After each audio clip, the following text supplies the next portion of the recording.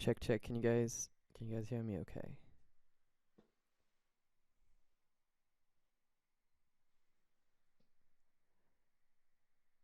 Alright, I know it's only on the left. I'm gonna fix that. But I'm gonna go make some coffee. In the meantime, you can watch the Red Jacket music video.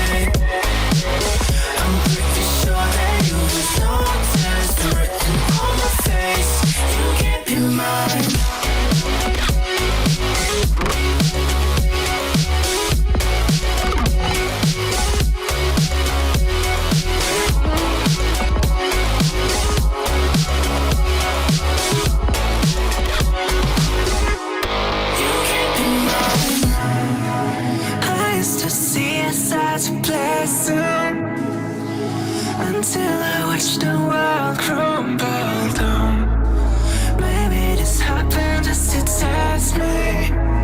I like to know, I like to know.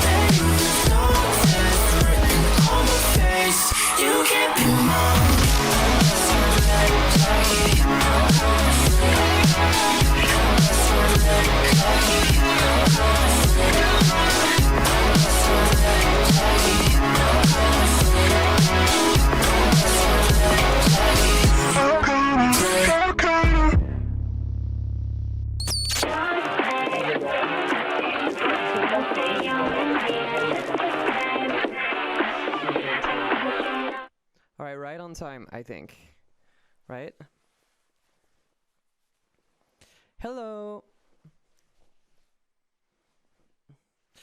So there's a few changes on this one compared to last stream.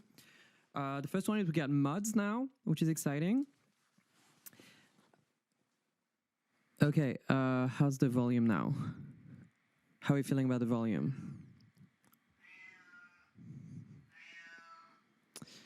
Okay, let me go through the filters.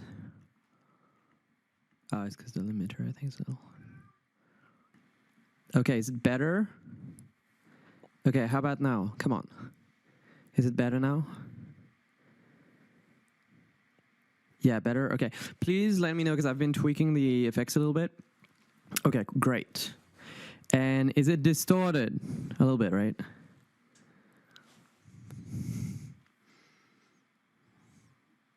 Hello. All right, if you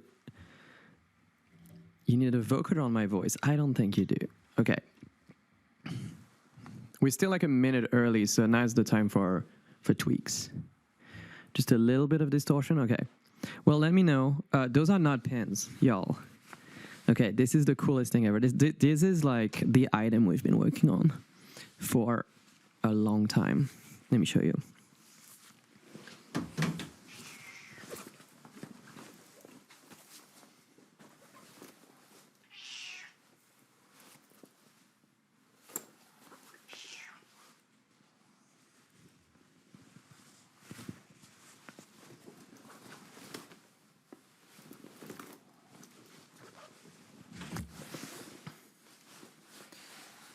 That's the jacket, like the item I was telling you about last time. Yeah. Let me fix my chair. A severe lack of red. We're also making a red version. Isn't it so cool?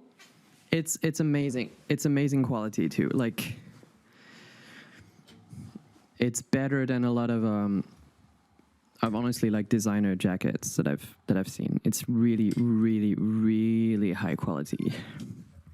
I'm really happy about it. I think that when we put it out, it's gonna have to be, I'd say, between 175 and 200, because it's like actual proper quality. Holy shit. Okay.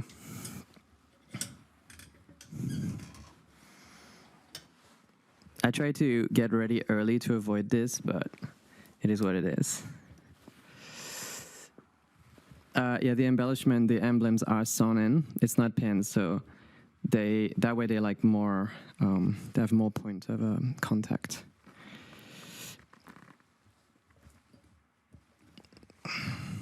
Y'all, let's see if this works.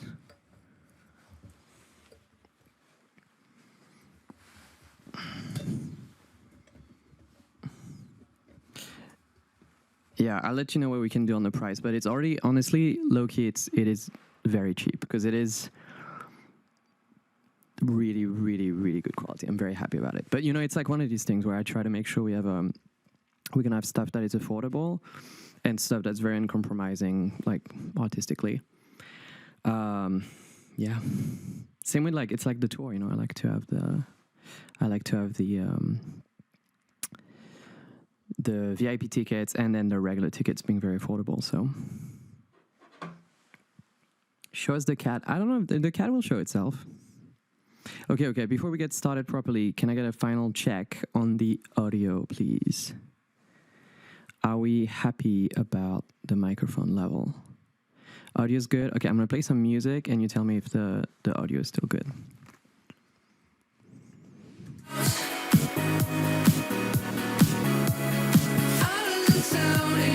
How's the music compared to the mic?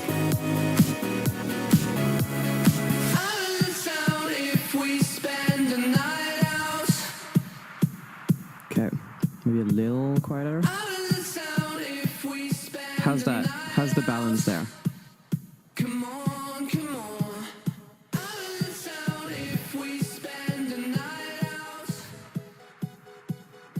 Okay, how's the music to...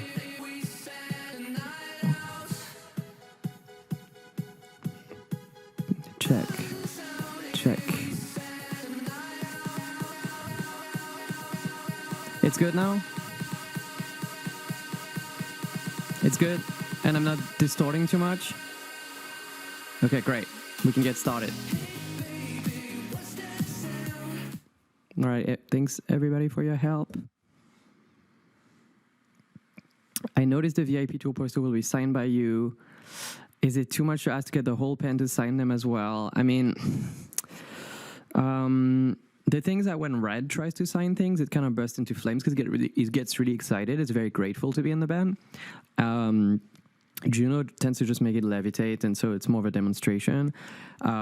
Spikey's great, but Spikey's a bit of a diva, so often he'll just not show up, and it's a whole thing. But, you know, and I gratefully, happily sign, so.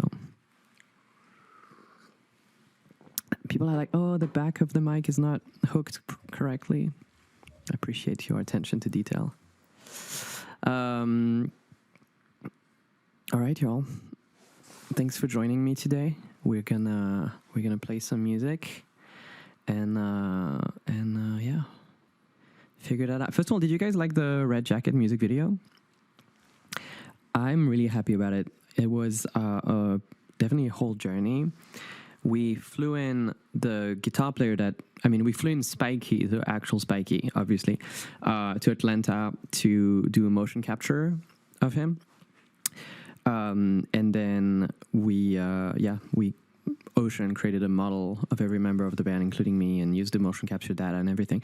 But we were working on it for a little bit, and it just wasn't working out. Like, until a week ago, we were not totally happy with the way it was feeling, and so we ended up scrapping it and starting all over again 5 days before it came out. So it was Shin, Ocean, and I. Shin did all the exterior stadium shot, and Ocean did all of the animation, and I did the motion graphics and all the graphic stuff. And yeah, sometimes it happens like that, and we learn a lot about what makes the band look cool and how we enjoy portraying them.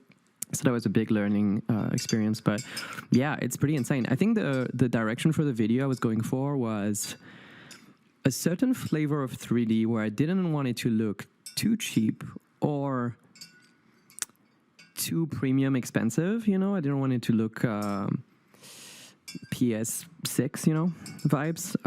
So one of the references I brought up was Sonic Adventure 2, which uses skybox for the cities and the environments rather than modeling everything. And that's quite kind of, so I actually look for some of the actual textures for it. We didn't use any, but it was just to study how they worked. My animator must have hated you. No, we love each other. It was just Ocean, by the way. He animated the entire thing. He's a genius. He also edited it. So it's crazy. Is that the Loup-Garou game I have? It is. It's my favorite thing in the world. This game over there. It's a French institution. People are very happy about the venue I picked for the Paris show. I'm really, really excited for the Paris show. Came in last minute.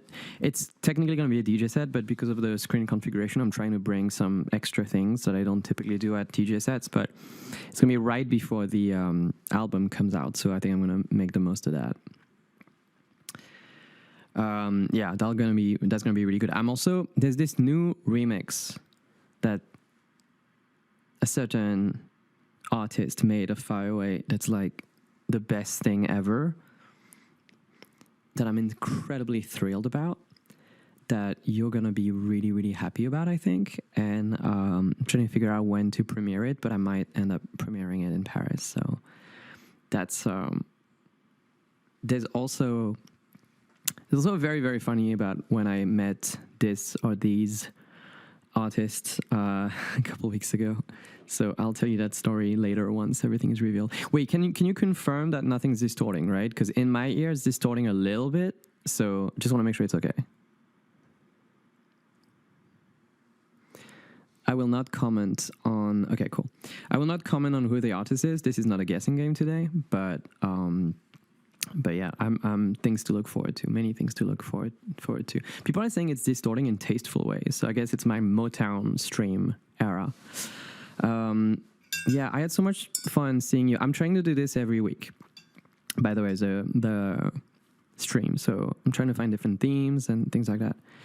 And I'm also, I've also been writing articles and just thoughts that I think I'm going to publish on Substack, maybe starting tomorrow, that I think will explain a little bit of my perspective and my intentions and give some context to the album and kind of address maybe some people that are not understanding it and or understand where I'm coming from. And so I think that getting to express these points in a format that's a little bit more long form than tweets or social media, I think is going to be interesting. I love writing. I write a lot of poetry and things like that. So it's I've never really quite found an avenue to share some of these thoughts. So hopefully there'll be an avenue. If I don't do it, don't blame me. It means I got shy, but we'll see. What made you pick Substack over something like Patreon? I don't know. Good question. I just felt like Substack had a culture that matched the kind of writing I'm trying to do. If you just showed up, I gotta rep this jacket because it's so cool. I'm wearing an L, but I asked for a S and an M so I can kind of check out which one fits me best. I think an M is probably going to be better on me. And we're also making a red version, like very limited red version, which looks insane. But I've been dreaming of this jacket for ages. I've been mocking it up for a while, and it's clearly the best thing we've made. Like, it's hard to. It looks even better in person because it's so like shiny and detailed, and I think very tasteful, and it's very high quality and well lined and well constructed. It's like it doesn't feel like merch. It feels like fashion, and I love that it's like a little bit of if you know, you know. Like if you're not a Madeon fan, it doesn't look like Ben merch. You know, is if you know about Victory, you'll recognize the symbols. But yeah, will jackets be available on tour? I'm kind of trying to figure that out a little bit. Is he the composer of Finale? I am. Yeah, that's true. I guess Twitch has maybe more of a gaming culture where I'm sure a lot of people would know me from some of the music I've made that was featured in like FIFA and Forza and PlayStation All-Star Battle Royale. You know what I just found out the other day is that Kane Pixels, who directed Backrooms, the movie, which have you guys seen it? It is so good. It's my favorite movie of the year so far, potentially. And he's also a musician, and he actually covered Borealis a couple of years back. So I guess he must like my music, which I thought was very, very cool. Very small world. Yeah, I highly recommend it. It's quite heady. I'm not a big horror person, but this felt symbolic and evocative and thoughtful and visually striking. So I liked it. I'm not a horror movie person, no. I'm mostly like a detective movie guy, especially from the 70s, like Columbo and stuff like that, or Hitchcock.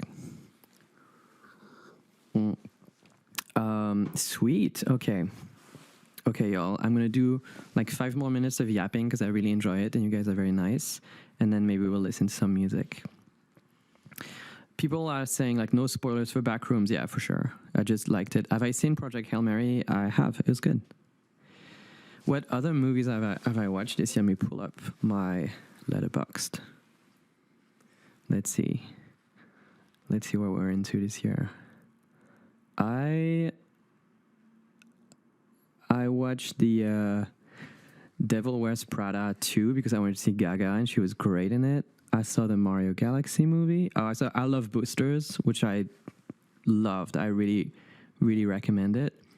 I saw The Moment, which I thought was awesome.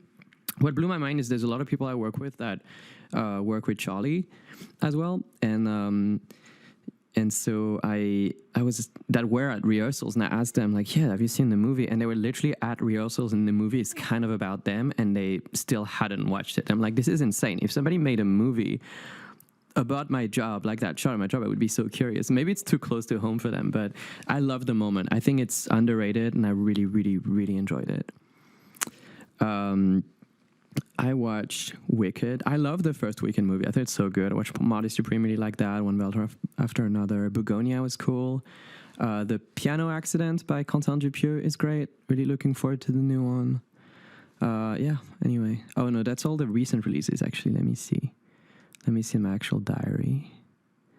Yeah. But yeah, I love Boosters. You should go check that out. Rope by Hitchcock was fucking awesome. Dial M for Murder was very fun. Kiki's Delivery Service was great. Death Trap. There's a lot of like 70s or 80s like detective stuff. So my latest watch is Vertigo. I finally watched it too. It was not my favorite. It was cool, but it was not my favorite. Somebody says in Lex stream I mentioned that I might want to cut All Your Love from the live show, and it's just about flow, you know. It's just that we have so many ideas for the update of the show because we're updating the show extensively for the tour. And actually, once the album comes out, I want to ask everybody which songs from the album I should add to the show, because I could add everything, but I still want it to be a more all-encompassing like Madeon show, and I don't want it to be like 3 hours. So I'd be really curious to see what you pick. But in terms of pure, like so much of camp, and basically camp is when we set up the 5 of us in this room. So it's me, it's Shane, Ocean, Mike and Molly, and we all have our little stations, and we make the visuals for the show like for a month.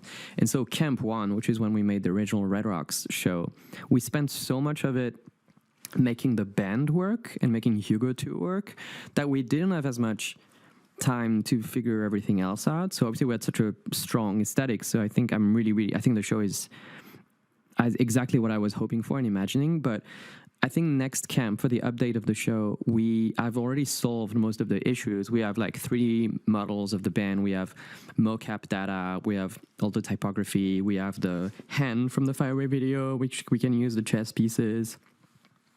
The lore of the band is like really robust.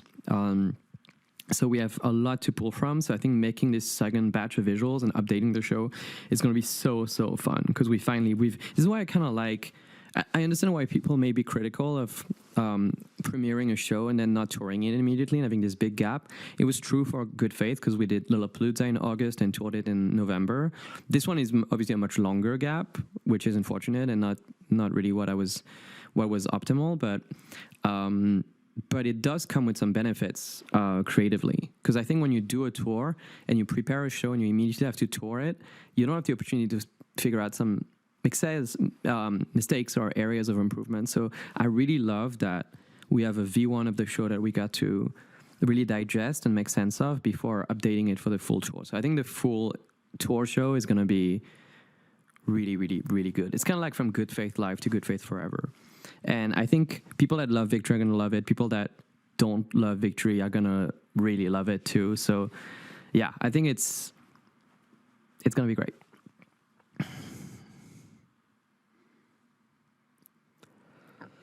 So the tour will be a totally new Victory. No, it's not a totally new show. Like it'll have kind of the same intro and structure and a lot of the same moments, but we're adding an extra like maybe 25-30 minutes and then revamping a lot of the existing moments and tightening it. And it's kind of like how for Good Faith Forever, it was only about 20 additional minutes of content, and yet it felt like a dramatically different show.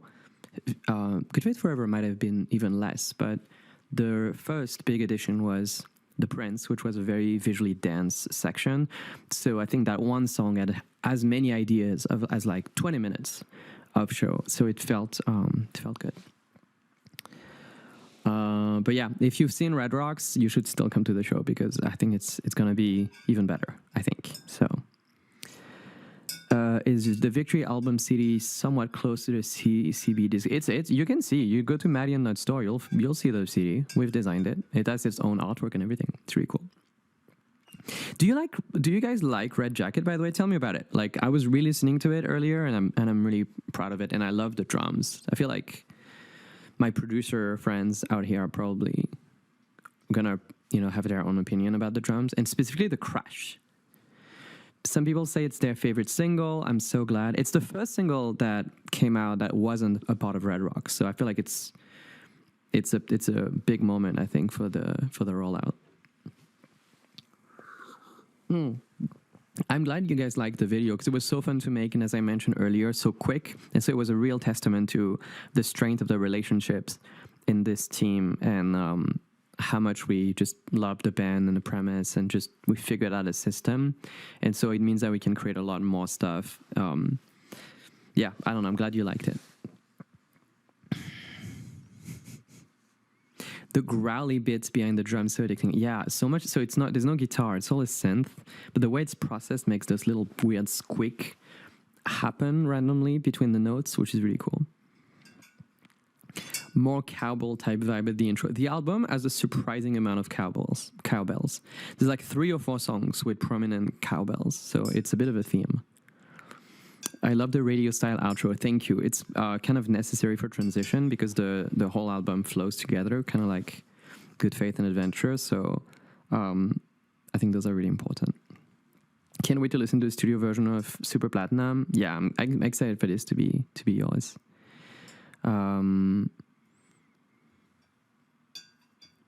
Somebody's asking how the show scales at different screen size. So the majority of the shows are going to be what we call the A show, which is going to be, if you've seen the Ultra show, it's a little bigger than that. So it's a pretty sizable screen. That's almost every show. And then some of the shows we go even bigger and like closer to Red Rocks. And then there's like 4 shows where the stage is smaller, so we're making a smaller version of the show, still as big as we can fit. But for these, they're definitely going to be like I'm going to re-edit a lot of the visuals to take advantage of that configuration. But what's good is that a lot of the most iconic moments of the show, like Hugo 2 in the band and all that, it doesn't require a lot of space. It's not like for Good Faith Forever where I need a lot of height for the lift. As long as I have at least 30 feet of width to place the tables, most of the show works really well. So,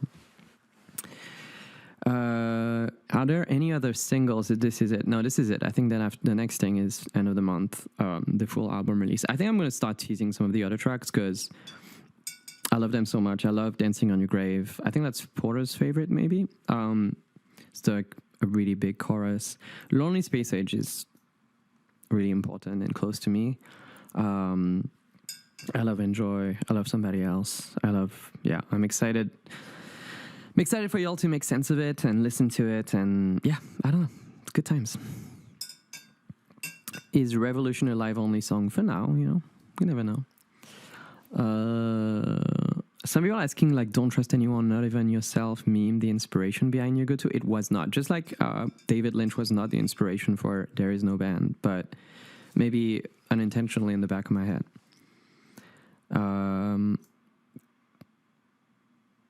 What am I drinking? I'm drinking coffee in this. If you're into postmodern designs, like a Memphis group, like Italian, but like this is a little espresso mug by Peter Shire, who's the only American designer member of Memphis, and it's very cute. So this is coffee. Did Phantom of the Paradise inspire the album? Yeah, we played it in the background on this TV when we were making the show. It's part of. We had a short list of movies we would play in the background just for vibes, and that was one of them.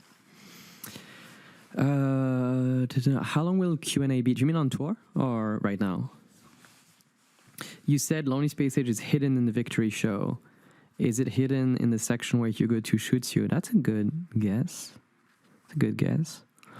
But yeah, I really like little design things like this. And in fact, I'm working with some designers I really admire on an item that's, it's a stand to display vinyl, and it can work as a display for like a gatefold or for a singular disc, because some people, you can have a really beautiful picture disc and you don't really get to display it, and so it's kind of this kind of shape. It's very spiky and cool, and it's made of like weighted metal, and it's very like, it's this beautiful small architectural object, and yeah, to display discs. And I know where people say like, what about dust and stuff? It's like, just brush it. I brush my discs before I play them. It's so great to be able to display these, and I haven't seen people really make things like that. So that's something we've been working on that, well, hopefully it makes it through and that you guys can see. But yeah, I just want to create a lot of things at different levels, and stuff that is very simple and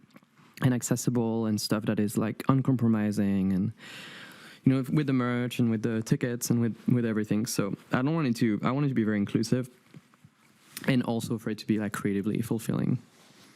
Can we get a Victory candle, please? Yeah, there's something there coming, but this might take a while. Going to need that for my underscores Ableton picture disc. Exactly. Is the tour going to be longer than the Red Rocks show? Yes, and I'm glad you were there at Red Rocks and you liked it. It's going to be like quite a bit longer and a little bit more dense in terms of visual, and yeah. Somebody said they acquired the blue version of Adventure. Oh, I think you meant the blue Good Faith, because that's super rare and expensive, and I don't have one, so I was like very impressed. Reverse Raf Simons design, where we start at fashion and go into object creation, right?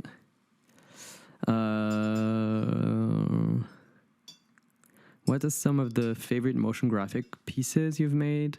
You know what I remembered is in the original Pixel Empire like Adventure live show, which I've rewatched recently, which we should probably rewatch on stream because it's kind of interesting. There's a bunch of 3D visuals that I made, but I made them in After Effects, meaning that every polygon was its own layer. It was like pretty simple, like cube and stuff animations, but I didn't know any 3D programs, so I made them in After Effects, which was unhinged, but they look pretty cool. But that was like a complete mistake. That was ridiculous. No, there's a music on vinyl pressing of Adventure. Oh yeah, I heard about it. I don't have that. I should have that. I think Sony made that. So I would say I approved it, but they didn't send me one. So rude. The Red Rocks show already had such a good narrative. Thank you very much. I wanted narrative to be even more legible and clear and to have even more memorable moments. But yeah, I'm incredibly excited. That's my favorite part, potentially, of everything that I do, is getting to put a live show together. So.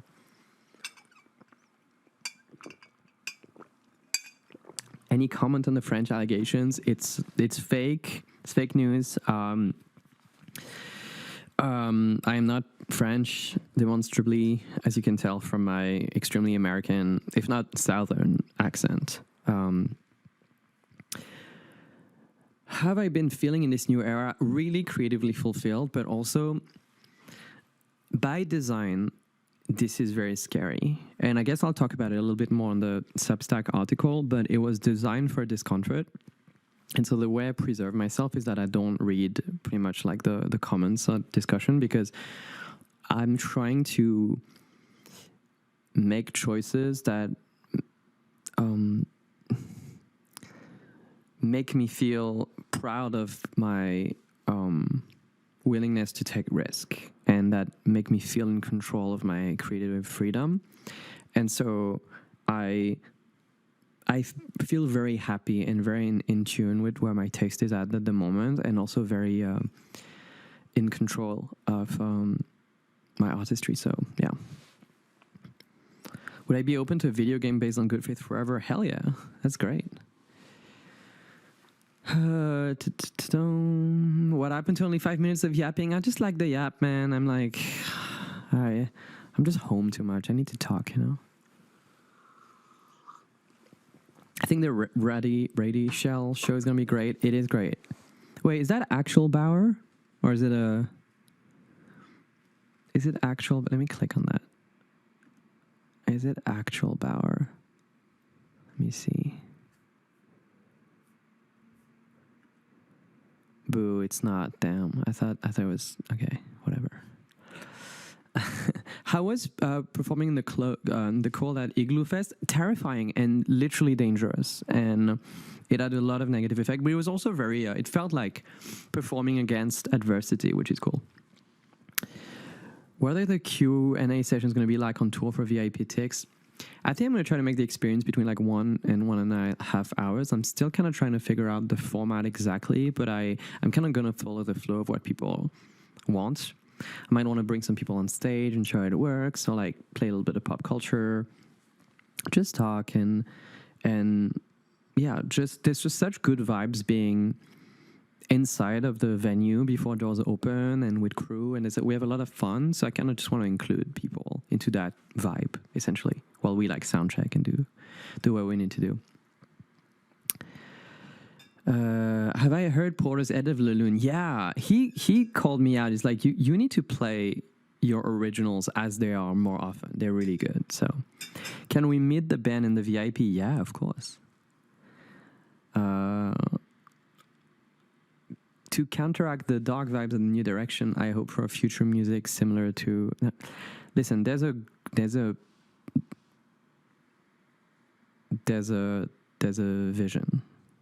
There's a greater vision.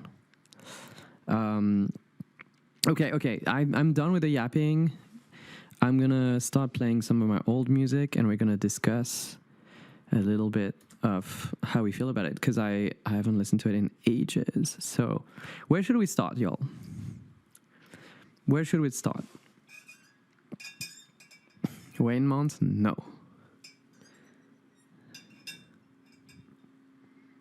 The Killers remix all the way back. Okay, let's start with that.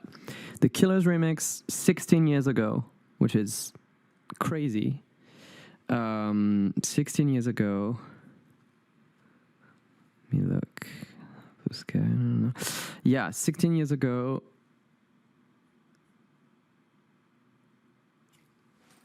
Incredible time in my life. I remember vividly. I think it was January 2010.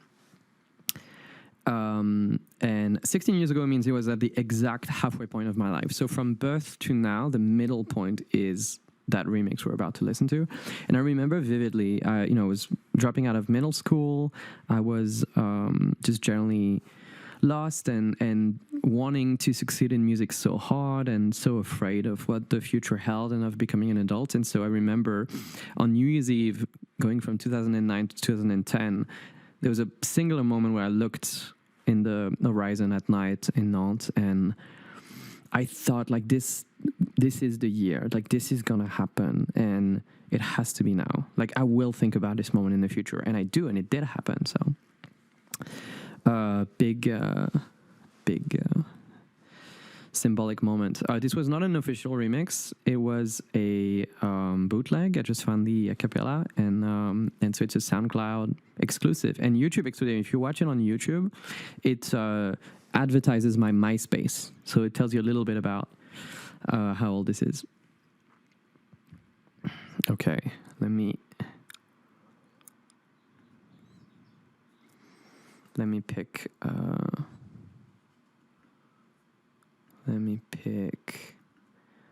I guess. Yeah. Safari. Okay. Everybody can see it fine? Okay, cool. Let's play it. And give me a thumbs up when you can confirm that it sounds fine. You can hear it okay.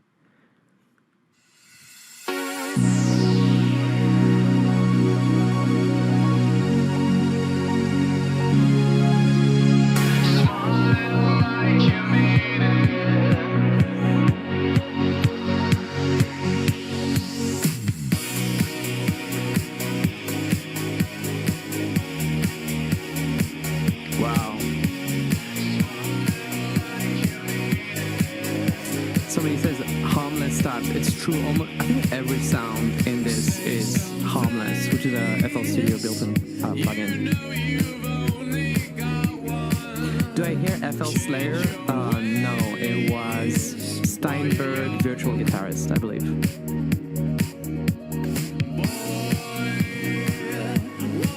Wait, this is so good.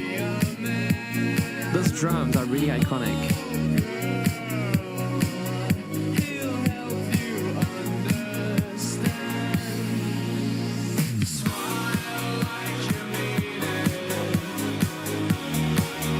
Hell yeah. Okay. Somebody says, so capital cities coded. They ripped me off.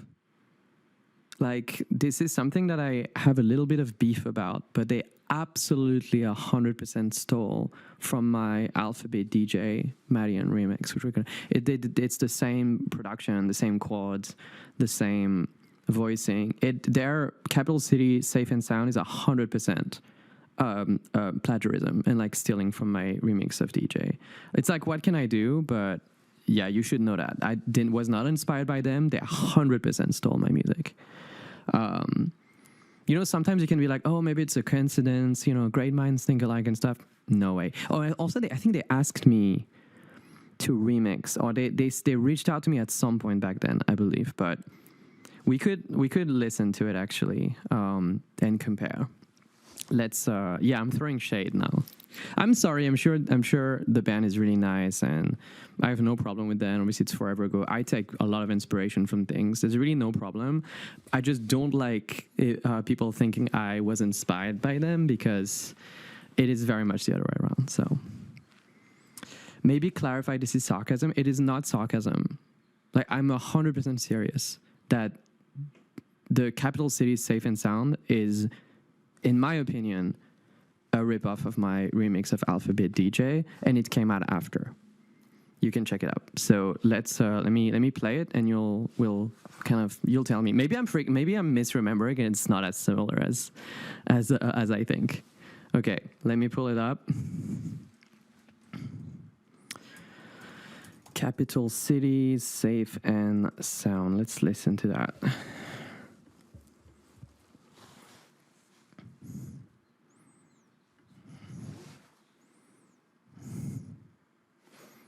Okay. Okay, you're hearing this?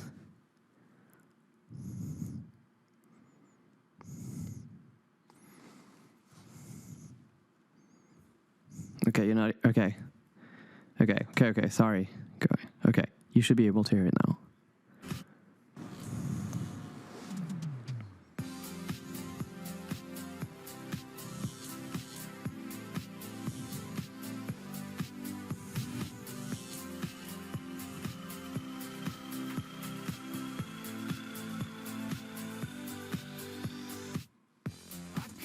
Okay, great song, right? You guys like this song? So now let me show you my remix of Alphabet DJ, which came out before. And tell me what you think.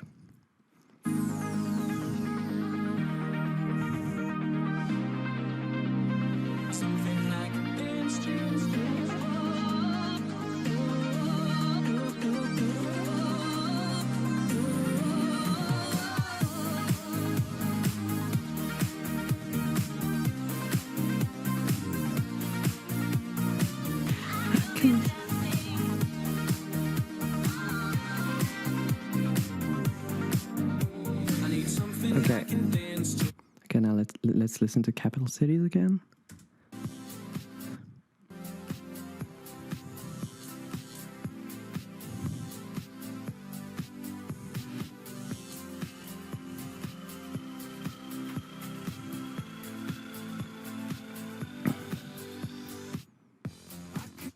Okay, what do you guys think? Is it a coincidence? And to clarify, the chord progression and production of my remix is not, it doesn't use anything from the Alphabet song DJ. It's a whole new progression and production. So the bro might be onto something. I think I am. But it's fine. I think it's cool. There's so many songs I've made that are heavily inspired by things, and they've made a better song. I think Safe and Sound is a modern classic. It's awesome. I see why it's a hit, and it's great. So but it is definitely, they've definitely listened to it. I might, you know what? Let me check something. No copyright strike. Yo, let's just make music. Let's I'm glad they made good music. You know, if I was the inspiration, I'm completely honored. There's no beef. There's more like excitement at taking credit, you know, or rather feeling connected to.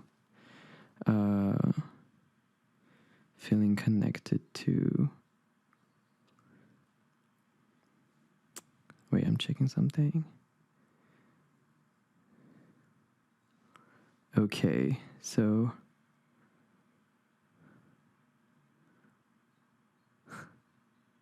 Yeah. Okay. Sorry. I was checking with my lawyer if I can make those claims. No. Again, Capital Cities. If you see this, you've made a banger song. It's a modern classic.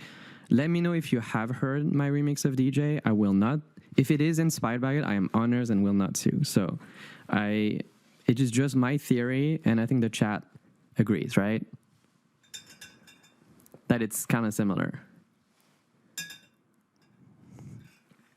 People say it's such a common chord progression. Absolutely. There's totally like many chord progressions that are like this. I just think the combination of it with the production and the particular voicing of the progression, so it's not just, I'm not talking just about the bass notes, is very, very similar.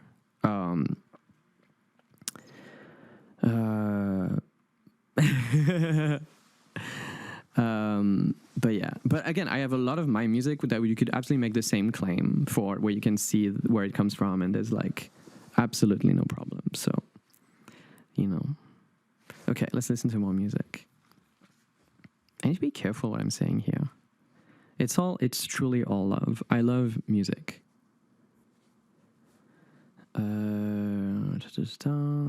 Okay, let's listen to. Should we listen to? Oh, actually, no. Let's listen to.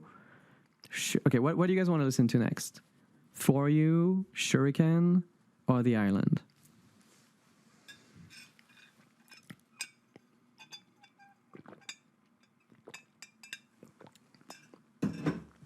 Wait, now I'm terrified. I am not used. Being on stream is new to me, so I think this is I don't want to say things that are taken out of context, which I think is the entire point of Twitch, right? Is like getting clipped. So, but it is a real skill to not say crazy things. So, okay, people want me to play Shuriken. Let's listen to Shuriken. The origin of Shuriken is that my computer was not powerful enough to play all the instruments that I wanted, so I bounced everything to audio, and then once I saw them all as audio, I realized I could chop them up, and so it created this like choppy riff that was a consequence of limitation. So yeah, let's listen to it.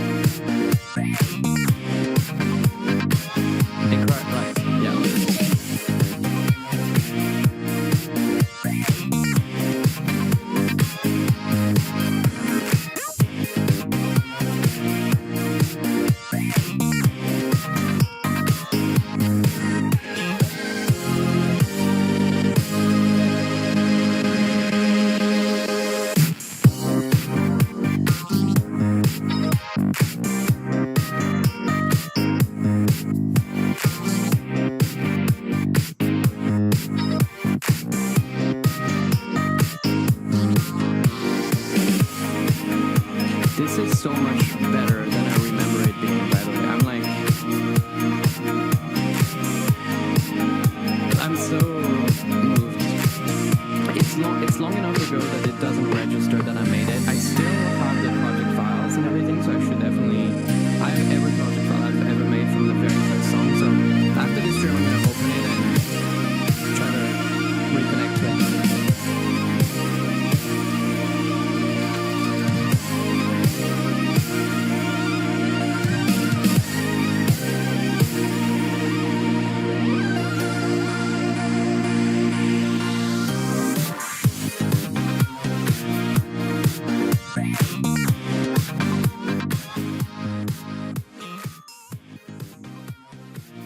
Can you hear me better now?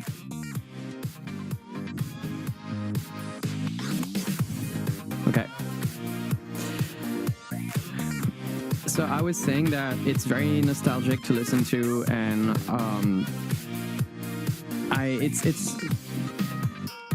it's long enough ago that it barely registers that I made it, but the longer we listen to it, the more it brings me back to who I was when I made this. And I still have the project file for it, so I'll make sure to, after this, I'll open it up and kind of reconnect with that era of my production. Oh, I forgot about this ending. That's interesting.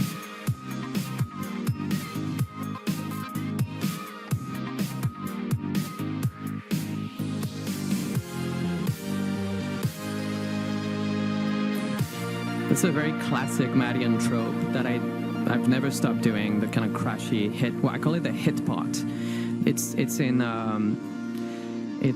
Miracle, and it does appear in a kind of new form in.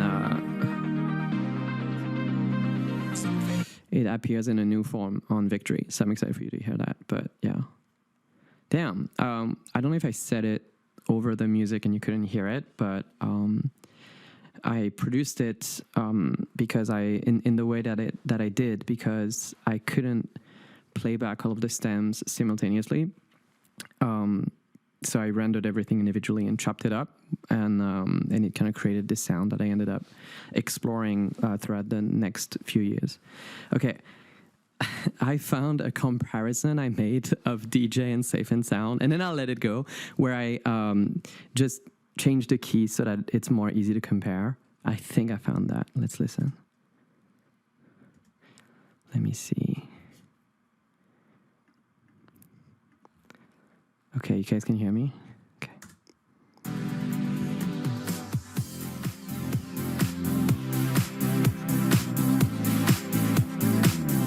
So that's my song. And that's their song.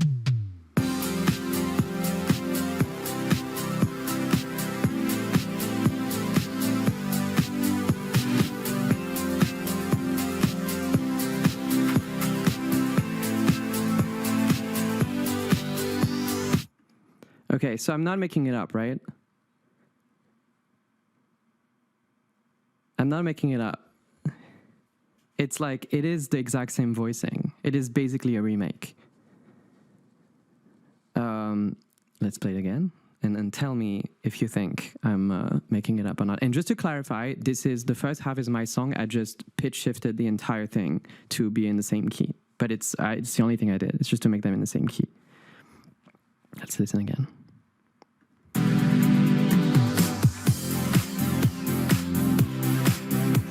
So that's my production.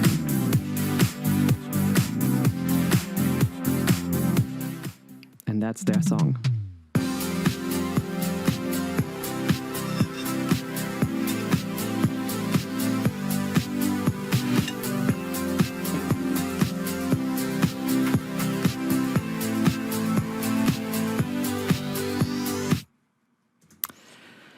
Yeah, but it's all love. I don't mind.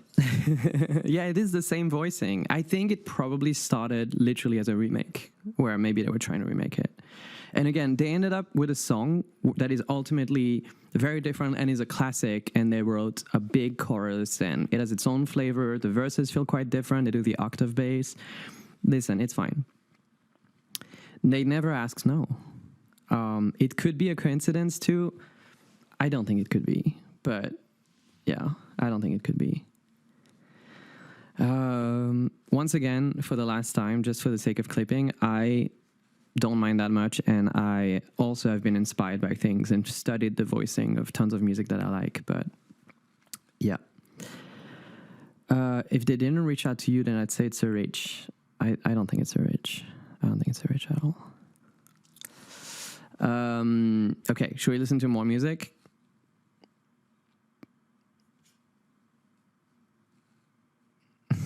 Okay, should we do The Island? Okay, let's do The Island. I love that one. That was this remix was the track that made me turn me from an amateur to a professional, because I entered this remix competition organized by by Pendulum for this song, and they had to select a winner, and Rob Swire, the singer and producer of Pendulum, was not happy with the one that I guess the label chose. It was some dubstep version, which was very trendy at the time. And he decided to just go on his own and actually listen to every submission, which is incredibly commendable. And he landed on mine and really liked it and picked it as the winner. But I did not qualify because I was underage. I was below 18, and also I wasn't based in the UK, I believe.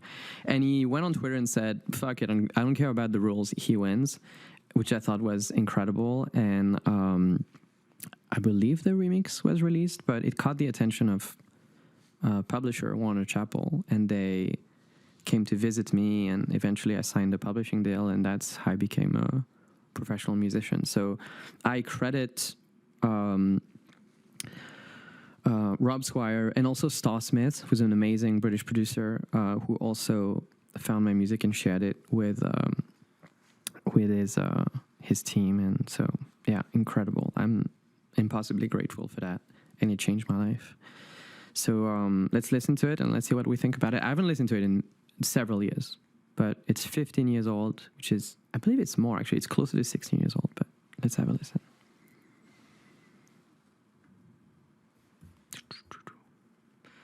Okay, let's go.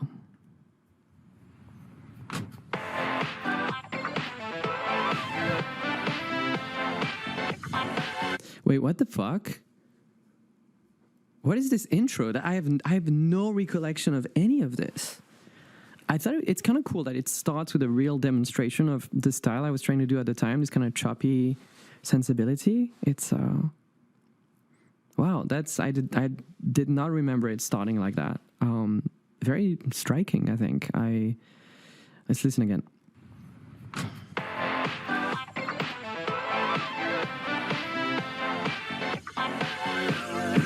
You arrive in the rising sun, the hidden passenger that I've been taking. Close your eyes, let's forget again. As you drag me down, I will take you in. What are you waiting for? Okay, I have a lot of thoughts. You can definitely tell it's the start of what would go on to become like the Madeon drums of the adventure, like up until Shelter, which is very charming to me. It's not fully realized. I think the verse, I always felt like the verse was the weakest part of the song, which is probably why I led with that intro to kind of expose the production sensibility. One thing that is very specific to that era of Madeon production that I don't do anymore is ending a section by filtering out all the drums, like high pass and low pass, which is a move that is kind of borrowed from Eurodance production. Like that's something that Cascada would do, and it's not a thing really I believe in pop or house as much, and so it felt very natural for me to do because it was the kind of music I was doing before. Maybe I should bring it back. It's a cool move. In this instance, I combined it with a bit crusher, which is an interesting move.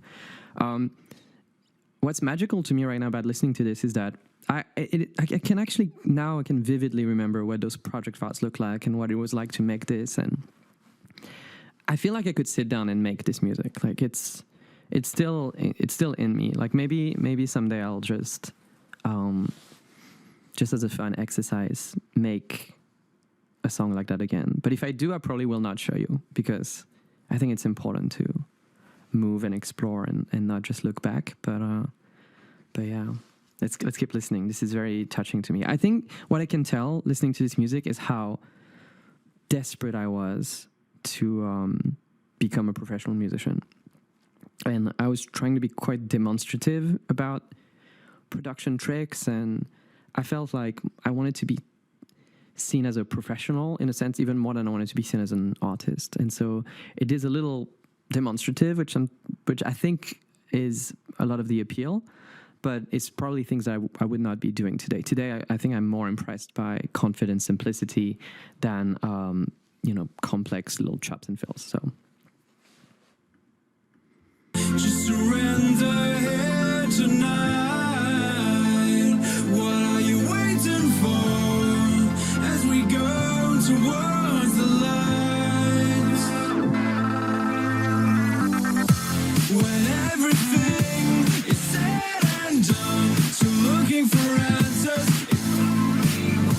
to turn my back, the edge has gone, left with no reason, we come undone.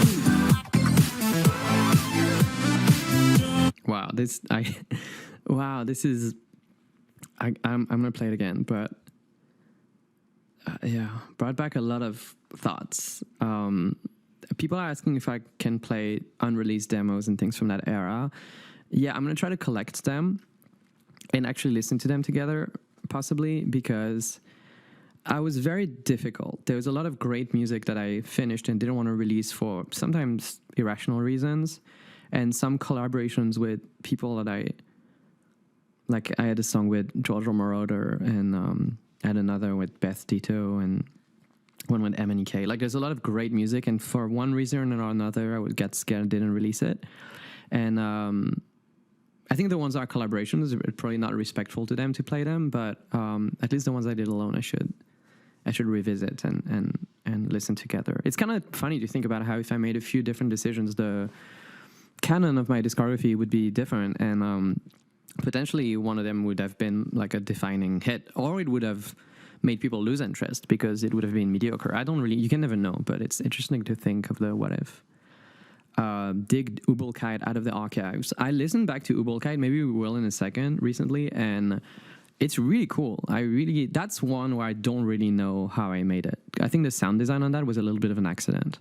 So I really gotta pull up that project file because it's even back then I wasn't sure how I made it. So it sounds cool. I don't love the drums. Maybe I should. You know what I'll do? I'll pull up that project file and use a kick that I think has a classier transient and then finish it like that. I think that'd be cool.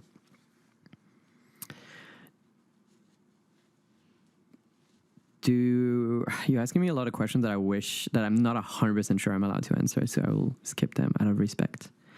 Nothing bad, just like I like when people are respectful as well of my, process and secrets and stuff. So people are saying this, it's very ASMR because it's just a very high quality microphone. It's the microphone I used all over Good Faith, and I guess my mouth is dry, so this is ASMR. We are listening to early Madeon music.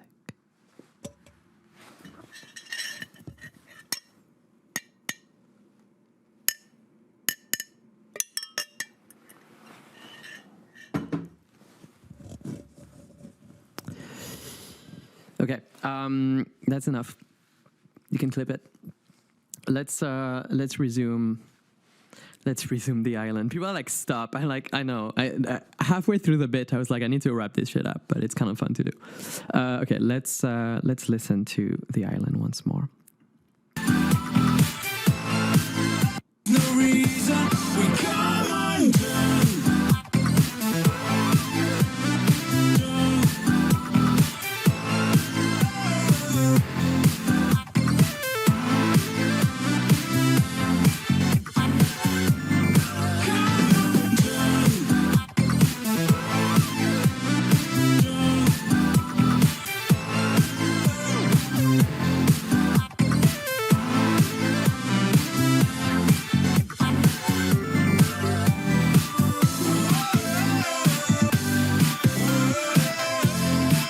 Yeah, it's very, very intense. I remember the way I would make these is that I would do it in order. I would make the first beat of it and then another, and then the next sequentially. So I wasn't really thinking about it as a full riff. I was just laboring over a second and then the next and then the next until the kind of tapestry of it emerged. And so it was really fun because typically, a riff, you'll play it, you'll iterate, but you'll be able to at least hear it as a loop immediately. But for this kind of music, I couldn't. I had to trust that the next bar would answer the questions that then the first bar implored. People are saying, was it called Complextro back then? I don't remember the exact order in which things were introduced. I don't know. I feel like Shuriken I believe Shuriken I made before I discovered things like Wolfgang Gartner and music that was very chop driven. I feel like that was a independent exploration rather than that was born out of what I mentioned before. It was more inspired by like Todd Edwards, I think, for sure, than Complextro. The island on the other end was very much still like informed more by electro, and you can hear it in drums. But it still has a few like seventh and chords that are pretty Madeon-esque, pretty French. Yeah, this is cool. I enjoyed listening to that. There's definitely a lot going on, but I appreciate every sound. I love the little chip tuning ops. It's a lot of very fun tropes. And this had like a breakbeat-esque hit part post drop. Which is similar to what we heard at the end of Shuriken earlier, which are not my favorite parts now. Like the gated 80s snare feels a little out of place to me, but they're cool.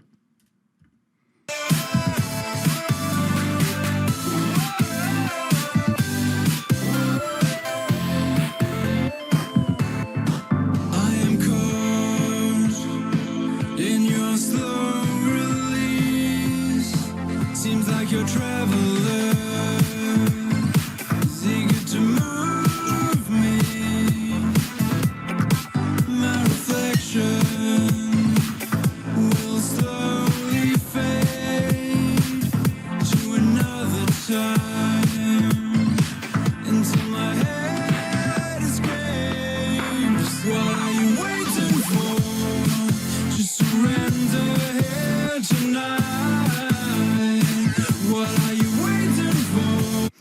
and this one I can feel more of the electro sensibility and maybe a little bit of justice, and I feel like emotionally this doesn't work for me as much as Shuriken does.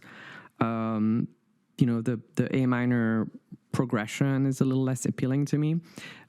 It's very demonstrative production wise, so there's a lot of bits that I like, but yeah, this is not gonna be my favorite of the bunch, I think, but it was definitely the start of something. How was the cover art made? I made all these cover arts. It was just Photoshop. I think they had made this artwork and I just made some diamond shapes and, you know, colored it in various ways. It's very like Photoshop tutorial vibes, to be honest. It's not very impressive, but, you know, I made all of that. Yeah, I made all the artwork. I made that artwork. I made that. Oh, this one, the minimix. We'll get to it later, but that's the most underrated piece of Madeon media, I think, because it essentially is pop culture too. But again, I was scared to post it on YouTube, and I don't know why. I should have. It was a SoundCloud exclusive because I think it's a worthy successor. Let me see. I did not do this illustration, so that's somebody else illustrated that. I made that artwork. Yeah, I guess I made all the Madeon artwork. I didn't make Shelter. I didn't make the graphics over here. That was Corey. I didn't make this design. I did the photo editing, like the hypercolor look, but I didn't design it. And I designed that. This is based on some mic stuff. I designed that one. I designed that one that's based on a Ronnie photo, and also with feedback from my girlfriend, Rose, because she's a creative director and designer professionally, so she had great insight. And obviously those are photos, so. But yeah, I guess going through this also chronicles a little bit of my design journey, which is cute. Do I draw? I'm not a very good illustrator at all. I do draw to illustrate ideas. Like this is the toys in Pain of Mine in the live show. That was like the original sketch for them, you know. So this is not a drawing, but I guess it qualifies as a way to express an idea. I've gotten more into drawing. I had a little bit of an era where I watched a bunch of TikTok tutorials on shading and perspective and things, which was fun because I visited Naoshima in Japan when I was starting to explore Victory, and it's like an art island with those museums. It's very sheltered, like you need to take a boat, and a lot of the museums don't allow you to take pictures. So I bought a sketchbook and a pencil, and I just drew shapes that inspired me, and drew some characters, and those became the band members essentially. So they're based on really rudimentary drawings I made. Do I have a lossless file of pop culture? It's a good question. Do I? If I do, it should be somewhere there. Pretty organized. Okay, I don't have it on this computer, but I might have it somewhere. I think I do. I'm pretty good at not losing things, but yeah. Okay, I'm just gonna go use the restroom really quick, and I'll be back. In the meantime, please enjoy the Red Jacket video again. Go stream Red Jacket and pre-order Victory out June 26th. Okay, I'll be right back.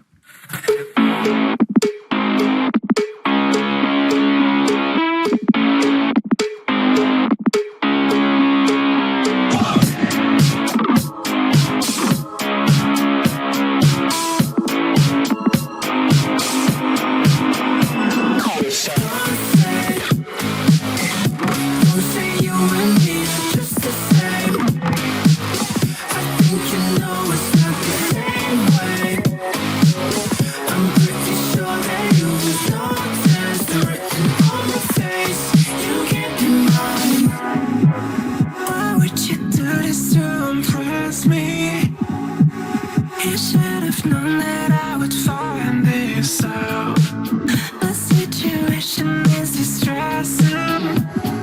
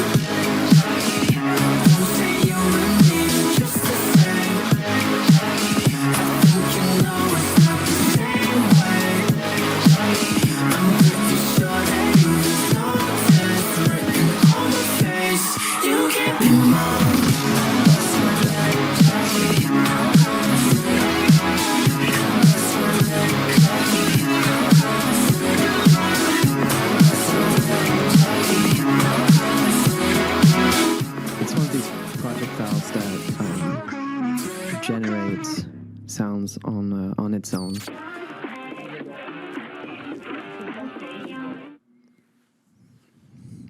Somebody's asking if those visuals will be in Victory Live. I was thinking about that actually. I made those visuals just for the music video originally, but yeah, I think maybe some of them, but I kind of want the band to be present in some capacity there too. Did I slap 10 OTTs on these sounds? I might have. It's like literally 50 plus plugins. Somebody says they like the pins. Thank you. It's this upcoming jacket we made.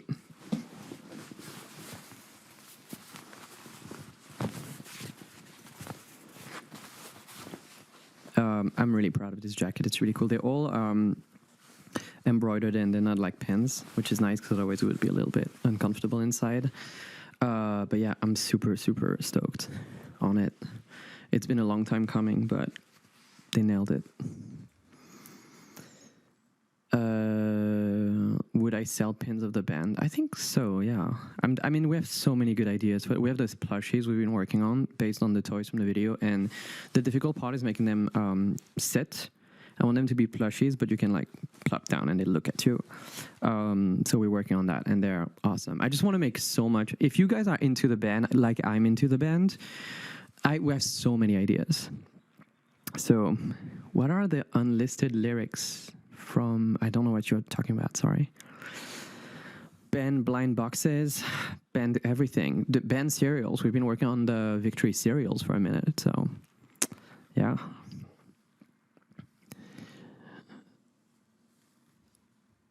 How is it working with Sammy G? It was awesome, man, he's awesome.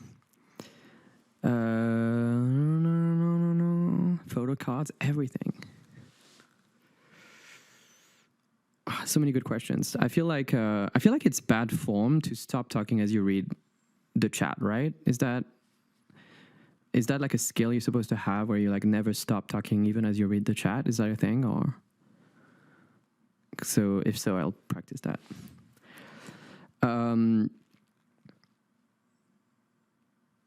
How does one become super platinum? I mean, just gotta sell your soul, you know? That's how you get it.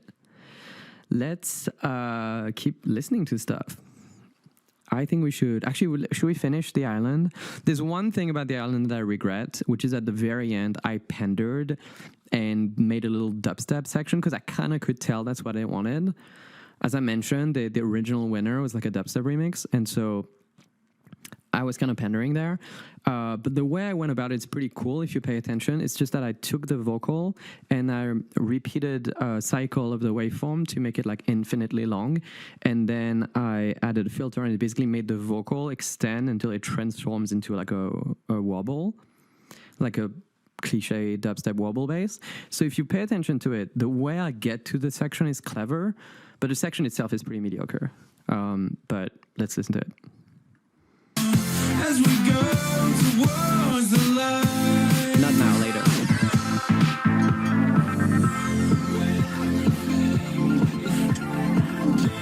Looking for answers, if only one turn my back.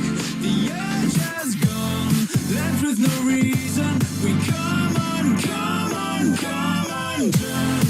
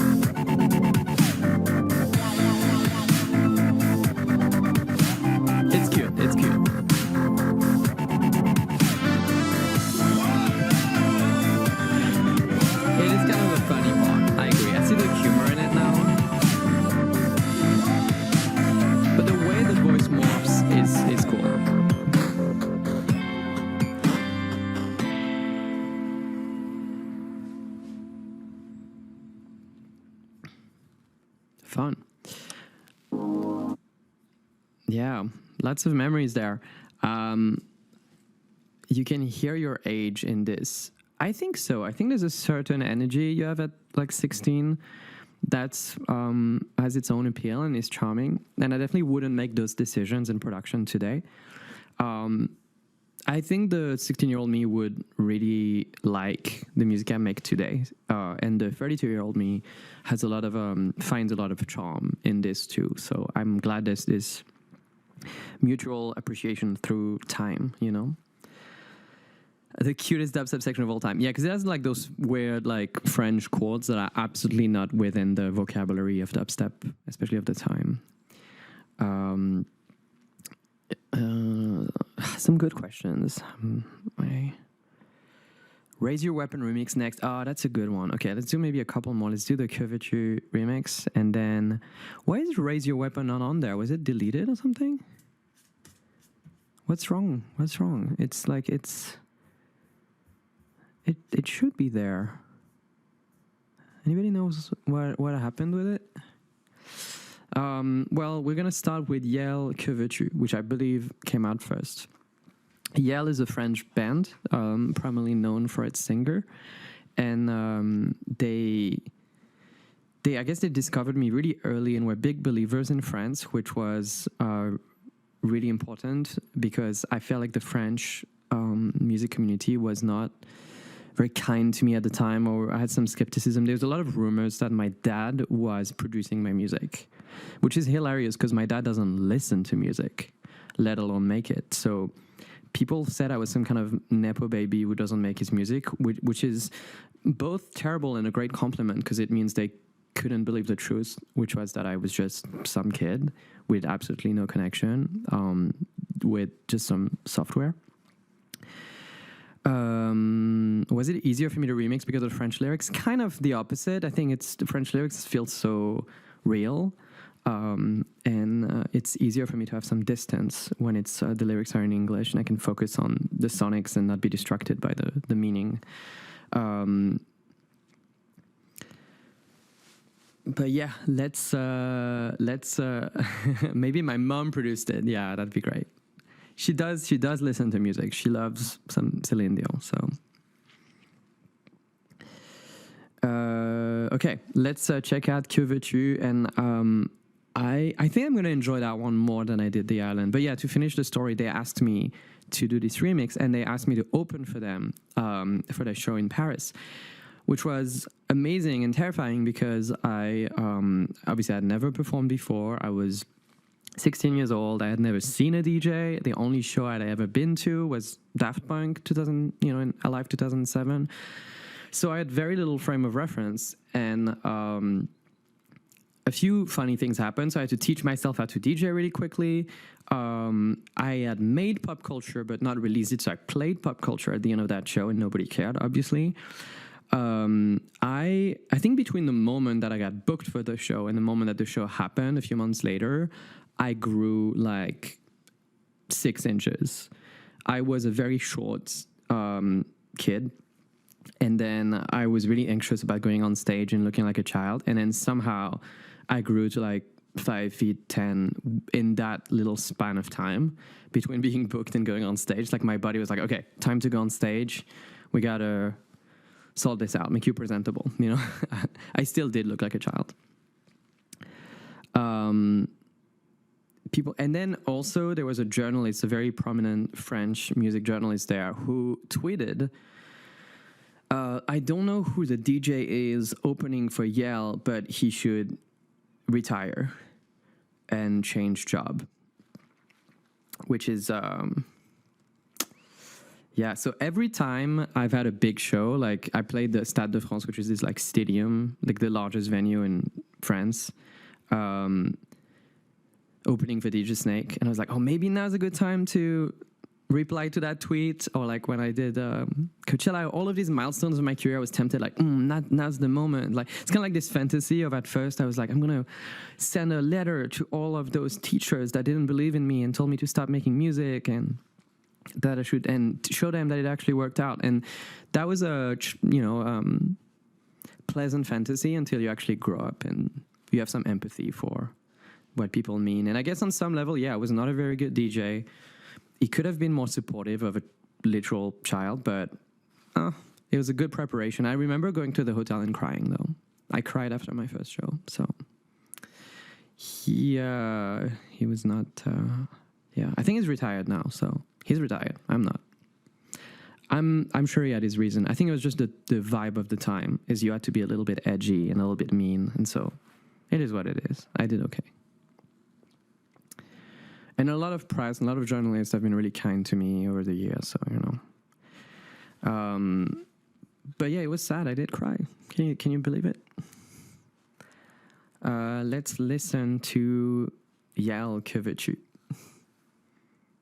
And then they went on to play that version of the song, the remix, on tour and on TV and everything. So clearly they really liked it. And we still talk to this day. Actually, we messaged the other day because I wanted to see them in Paris for my show. But they're actually doing their own show, unfortunately, on the same night. So, yeah, let's listen to that.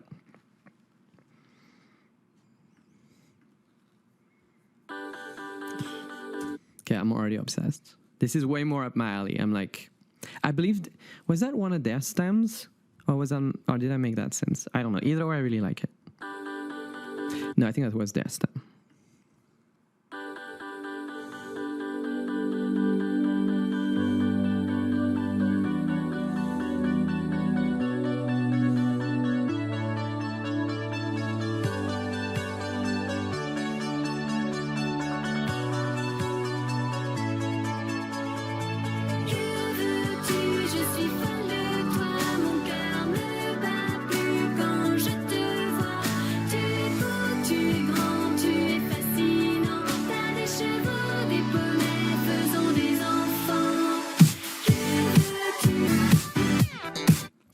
This intro, for a brief moment there, made me want to stop, like slam my computer shut, stop the stream, and run into the studio and make a million songs. I'm so nostalgic now. I don't know if I like that drop very much. Let's listen to it, but that intro is very, very nostalgic for me.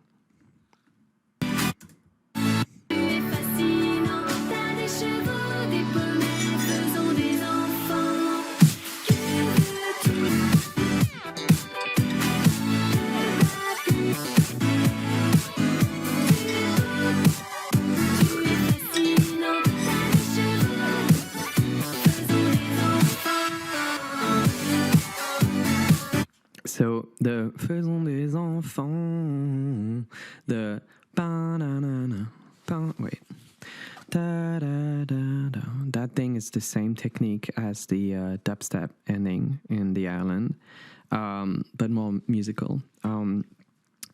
This was very inspired by Kylie Minogue, I think. She had an album called, was it called Aphrodite? But she had an album that had production that I think was a little bit in that vein. That was my key inspiration for this, I believe.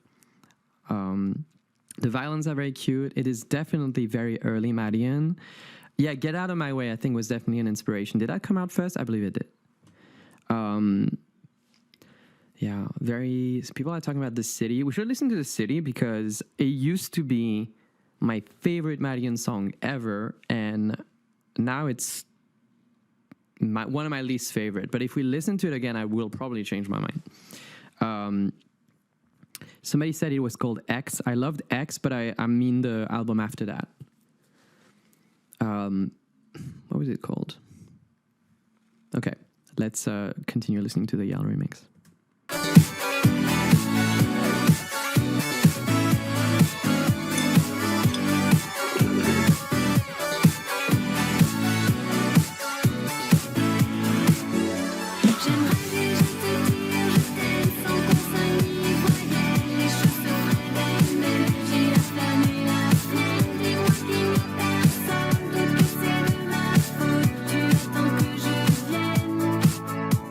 J'aimerais déjà te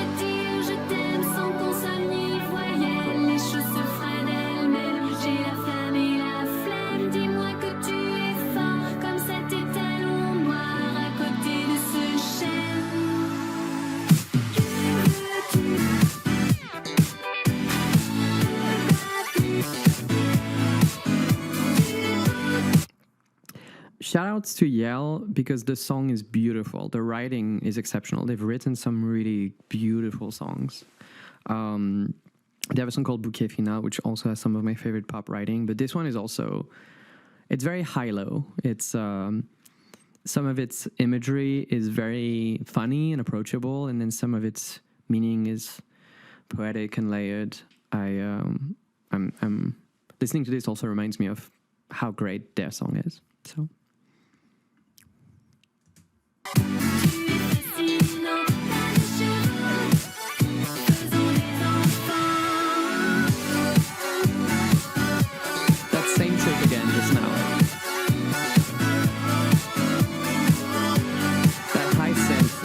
From the vocal extending. I think that's something I was trying to use.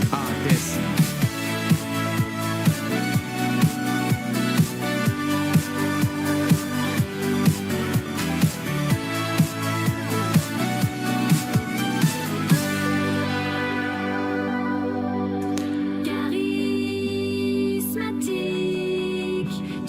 That part right there is by far my favorite. That chord progression and general sensibility, I think, made its way to Gypsy by Lady Gaga, which also had a post-chorus that was a similar progression. And the bum, bum, bum, bum, bum was kind of inspired by the album Day and Age by The Killers, produced by Stuart Price, which was a hugely influential album for me. And I think a lot of the pads of early Madeon and some of the voicing, and so you can, I think, trace back to this album, which I don't think is a connection people have made very much. But if you listen to it, I think you might see that connection.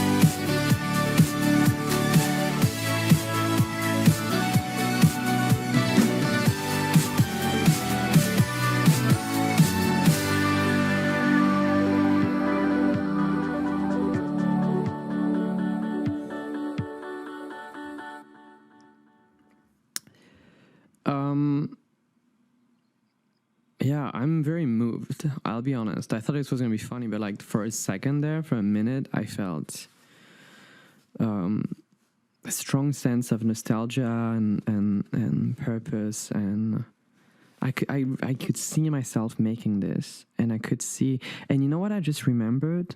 I was struggling to finish this remix, and I was procrastinating. And I went to the store and bought a Launchpad. And if I remember correctly, I made Pop Culture the day that I got the Launchpad because I was procrastinating on finishing this. And so I was trying to do something else. And I did Pop Culture halfway through making this. After this stream, I'm going to go and open some of these project files. But I was really moved just now. This is it's incredible. I mean, I'm not saying the song's incredible, but the emotion I'm feeling from listening to it is unexpected. No, open these projects on stream too. No. Wow, that was really cool. I'm glad we're sharing this moment. And Porter insisted. He said that I should sit down and listen to. I think he meant specifically like the Adventure as an album, but I think it includes these tracks too. And I can't believe I haven't done that. sitting down and listening to it from the perspective of, a regular listener. Somebody wants to play Icarus, which is not a bad idea, because I don't really remember what the original sounds like. I'm so used to the live edits. And same with Finale, I'd say. But I kind of want to play the city first. So let's maybe start with that.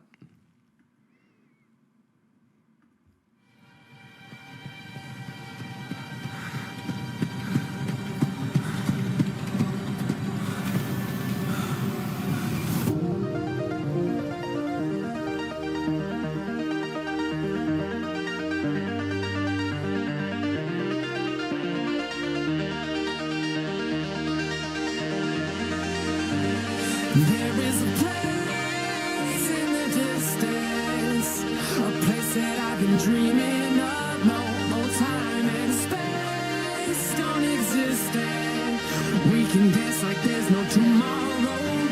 There is a place.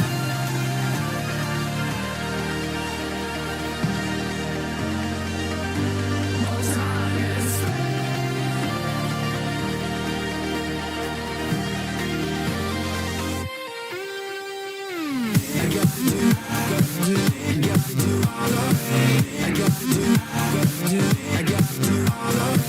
Okay, sorry for interrupting. Somebody asked where the Formant synth is from, and it is from Amber, from the F Expansion synth squad. Great sound. I really loved the intro just there. I'm not sure how I feel about the vocal, transparently. But it's pretty anthemic. But originally I was singing it, and then maybe if I had kept my vocals instead, it would maybe be a little bit more nostalgic to me. I love the singer, by the way, did a great job, and it's a big sounding chorus. But yeah, and then the drop there is a little busy for my taste. So it's not as elegant as I think it could have been. I was trying to make the bass have this band pass. I'm not sure what my reference was at the time, but I wanted maybe some Justice bass, but I wanted it to have more high end, and I think that competed with a little bit of the other sounds I had going on there and the chops. Let's listen though. I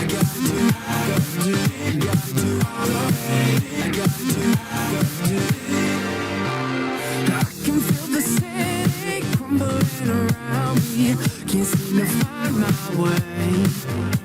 But I can see your bright light calling through the dark night, hoping I find my way. I don't love that verse. I like the beat. It's pretty cool. So fast, fast, yeah. Got to let go. We can dance like there's no tomorrow.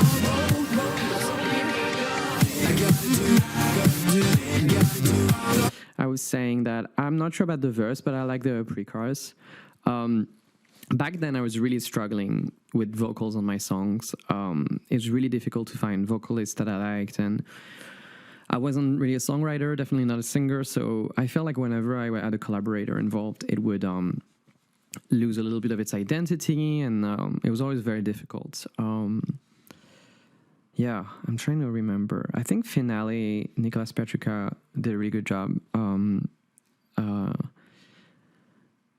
I think on Adventure, I kind of cracked it a little bit more because I worked with more indie pop artists that felt more connected to my taste, like obviously Passion Pit and Bastille and Foster, The People, and Mark Foster. So it's I still really like those a lot. And Aquilo and every feature on Charlie XCX is on OK. Chopped up, but still her voice was and is so cool. So I think by Adventure I kind of cracked it, and then after Shelter and Beings, and it made me really want to take more ownership over the songwriting. And so obviously Good Faith and Onwards is my voice primarily. But on Victory I really liked having Slater and Sam Gellatree and having other tones join me. I thought it was the next frontier. So let's keep listening to The City. What the fuck? What do you mean, Charlie, on OK? I had a session with Charlie XCX and we made some cool music, but then in the end I ended up taking some of those acapellas and chopping them up, and it became half of the vocals of OK, the song on Adventure. So yeah, I'm sure if you listen to it with that in mind, you'll recognize her voice for sure. But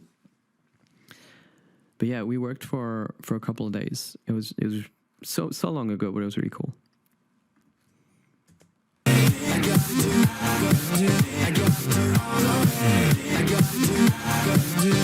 So the secret of that drop, the dip down bounce down beat down all the way, is that I actually came up with the chops first, and then went back and had Zach Waters record each slice to make it sound like it was chopped up from an a cappella, but it wasn't, and I can kind of hear the fakeness. I should have written like a line or a lyric that contained all these chops so I could legitimately cut them, but I can kind of tell that each of those slices was sung separately without any vocal strains, so it just feels a little fake to me, but yeah.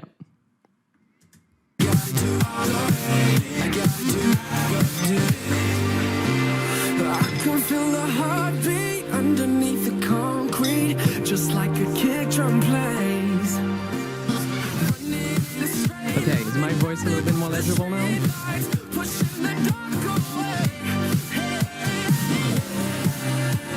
Yeah, the second verse is better.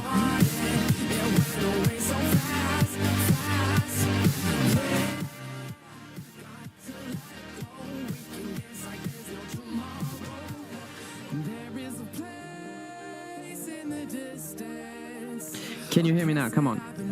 Ah.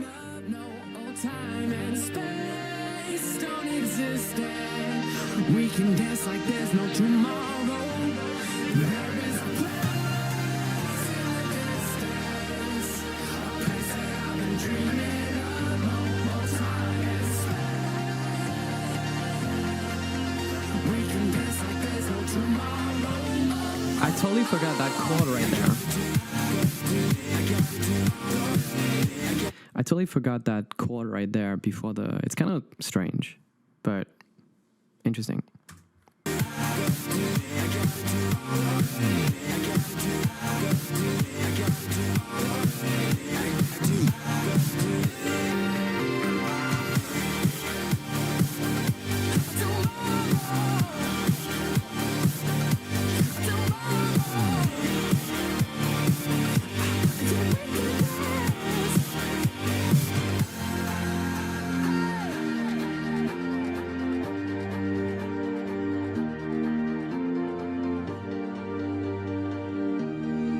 I forgot about that outro and I really like it.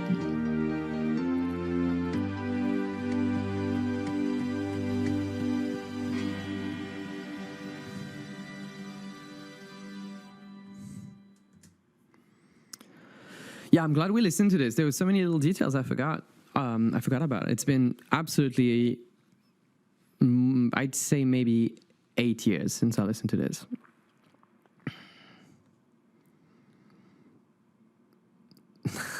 You guys are asking for some songs that I'm not prepared to play, but yeah, I don't think it's my favorite. I think it has some great voicing, and I could see why it would be nostalgic for people though, and I respect it. But maybe the sweet spot for me of that era would be Curvature, Icarus, maybe Shuriken, and then for me.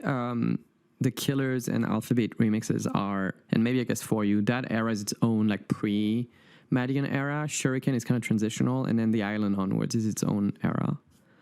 Up until the City, and then Adventure is its own distinct era as well.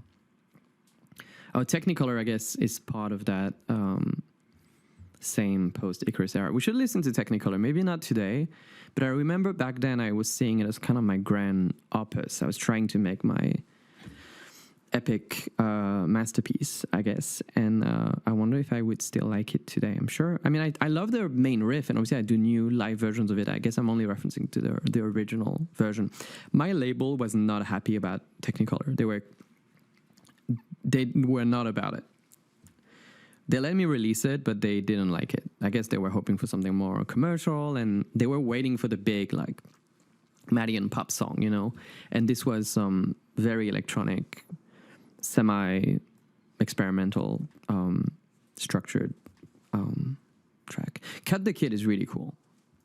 Cut the Kid. What I think Cut the Kid. Oh, Cut the Kid came from a 24 Hours EP, and then Finale as well. I should play the other songs from these EPs at some point. If you don't know, I used to do this thing every year in which I would stay up for 24 hours straight, kind of work myself into a state of delusion. I would make an entire EP within those 24 hours of at least 3 songs. And the first time I did it, I made an EP that was a song called Broadway, a song called Lemonade, which was very bad, and then a song called Finale. So I made all of these within 24 hours, collapsed, went to bed. And one of them was okay, one of them was bad, and one of them was quite good, which was Finale. And then the second time I did it, I did a song called Perfect Color, which is kind of cool. Something else that I forgot, and then Cut the Kid. Which I think holds up. And you know how we're talking about the capital cities, Madeon similarity? Cut the Kid, absolutely. I took great inspiration from a Capsule song from Estaka Nakata, a J-pop producer. I forgot which song. I think it's I Miss You. Like, I forgot, but it's very, very referential. Like, however, whatever similarity I find with, you know, my funny example from earlier, somebody could do that to me as well, you know, so.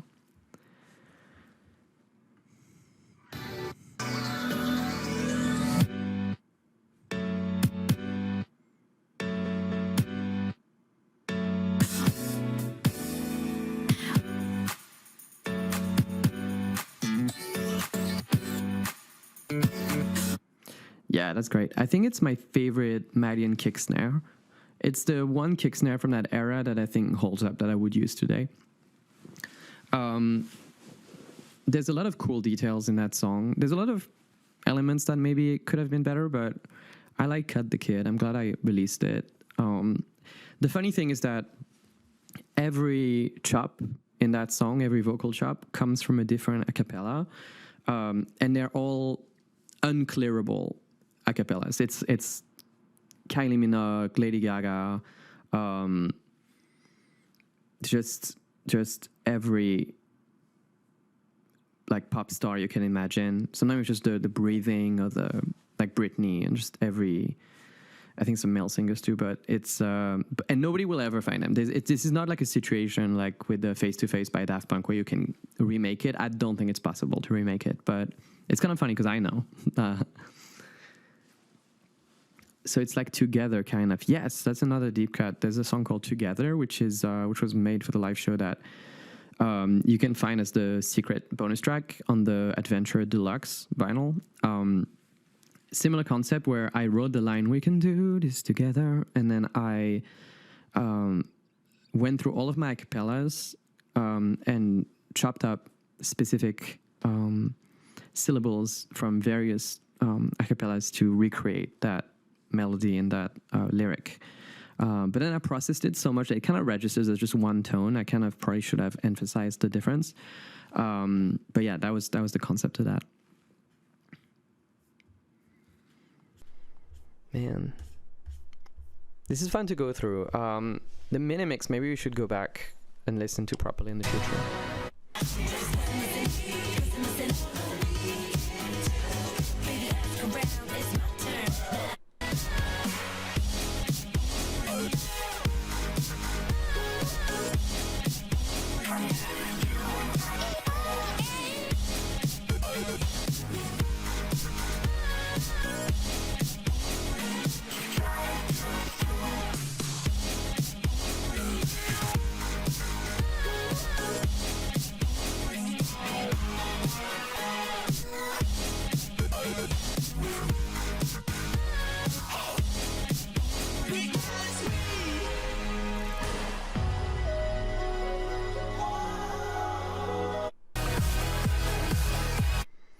Yeah, it's really intense. I overdid it. I just went as maximalist as possible. but it's quite cool. I think I should upload it to YouTube, like I should have all along.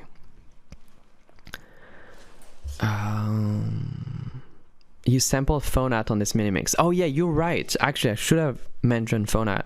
He has a song called Set Me Free that absolutely was a key inspiration behind like Icarus and music like that, for sure. Did I hear Daft Punk in the mix? Yeah, I think it's like 100 songs. Let me check. It's a 5-minute mix and it features, oh yeah, however many songs that is. But that's a lot of songs. But you can find the list. Wow. Data. Penguin Prison. Russ Chimes still kicking it. Yeah. Definitely brings me back. The M Machine, obviously. Sirkin, obviously killing it as generation right now. Culture defining. It's cool to see these names and see all the cool things that everybody has done since, you know. Lion Hat, yeah, you're right. Unicorn Kid. Rep Oliver, for sure. Yeah, Cameron Crook Danger. Yuxek, just so many of my favorite. This really captures what my taste was like at the time. This is definitely everything that I actually listened to. Yeah, there was some slightly more EDM stuff, some poppier things, a couple classics. Yeah. Is it 95 tracks? Did somebody count? Can you confirm that's true? Have I said anything about menthol and gold? No, but maybe I will next time. Wow, it's kind of fun to then see like 16 years later the new releases. I love how the aesthetic evolved. I really like that Victory is so distinct. It's very photography and fashion led, and the album artwork for Victory is definitely my favorite album artwork I've made. I like that there's purpose and a meaning, and yeah, so I'm really happy about that. Gonna Be Good is another fun one. Love You Back, I'm glad people ended up really resonating with. But yeah, you know, like scrolling through this is pretty crazy. Like imagine, I haven't put out that much music, so each of those mean a lot to me, and I get to scroll through and see half of my life, but the majority of my conscious life. Obviously, I don't remember the first few years of my life. So I've been Madeon for longer than I've been anything else. So it's this feels particularly moving going through all this. I wish I could come back to 2010 and then for a day have access to this current SoundCloud account and listen to everything that is ahead of me, and then wipe my memory, obviously, so otherwise it would influence me too much. But there was a lot of things I was trying to make and failing to make at the time that I feel like I succeeded in making sense. But sometimes you can fail your way to something really cool. You know, it's how Justice was trying to make disco music and had to sample all these different notes to try to achieve that, and then it sounded like Justice, you know. It was an accident in a way.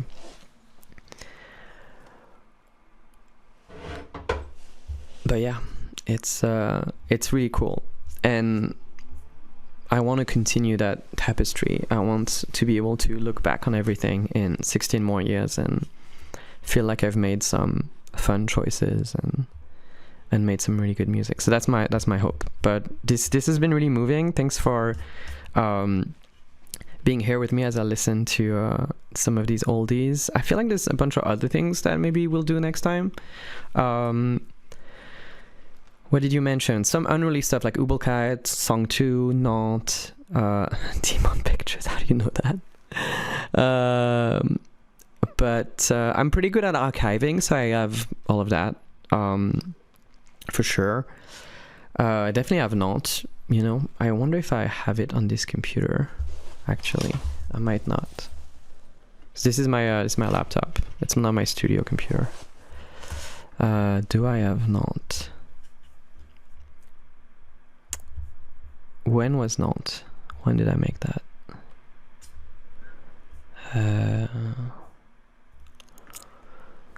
Yeah, I think no, it's not. I have the library file, but not the actual WAV file. But I have it in the other computer, so yeah, I'm happy to. Actually, I'm happy to not play it. How about that? I think it will never be better than it. Yeah, I think keeping it out of reach will give it more magic. Sorry. But you know what I could do? I could play you 2 seconds of something else. Okay, so amongst all of the unreleased song you haven't heard before on Victory, which one would you want to listen to precisely 2 seconds of?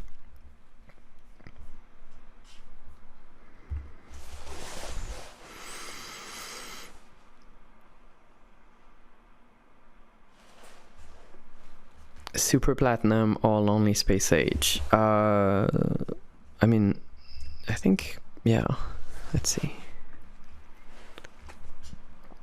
Dancing on Your Grave. Let's do Dancing on Your Grave then.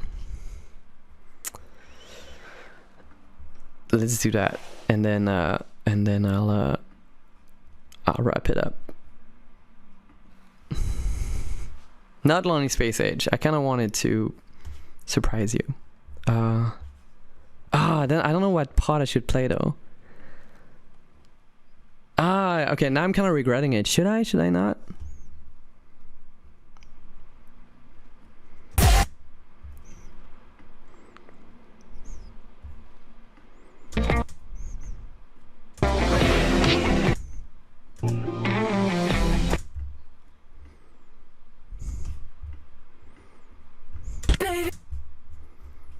I'm just giving you so much out of context elements.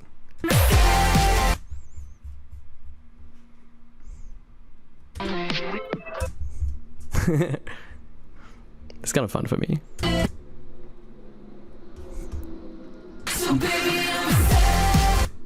Okay, that's already too much. That's too much exposition. Okay, what do you guys think? Wait, you liked it? You think it bangs? I think it does bang.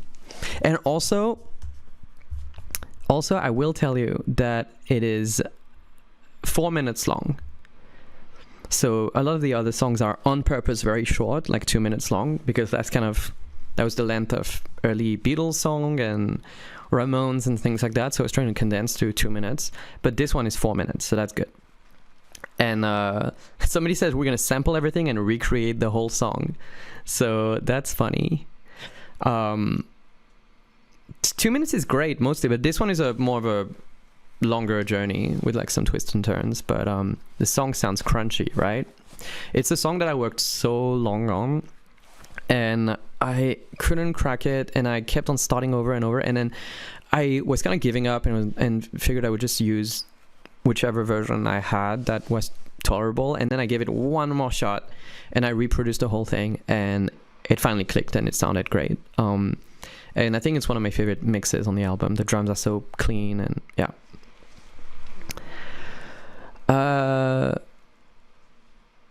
I feel like 6 out of 10 transition. No, fuck you. I would rather, okay, I want it to either be 10 out of 10 or not good. I think it would be so fun to have an incredibly negative review or an incredible one. That's kind of, I would love those to be the option. Actually, please don't do the negative one. I changed my mind. I do not want that. But I like to convince myself that I would be happy with that somehow. No, actually, I do. Yeah, I think it would be cool to. I just want. What am I saying? I'm trying to be. Careful what I say. He liked High and Car. Yeah, he did love High, which is sick because I love High.